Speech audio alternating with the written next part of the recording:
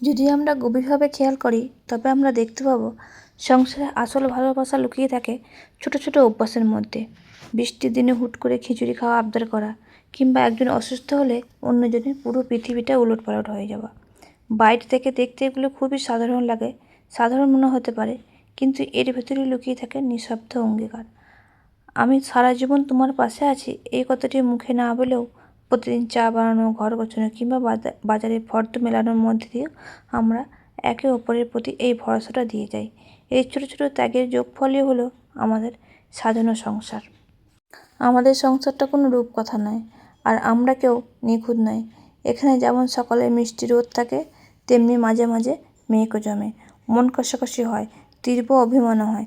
কিন্তু আমাদের সংসারে আসল সৌন্দর্যটা লুকিয়ে আছে এই ঝড়ের ঠিক পরের মুহূর্তটায়। দিন শেষে আমরা একে অপরের সবচেয়ে নিরাপদ আশ্রয়ও।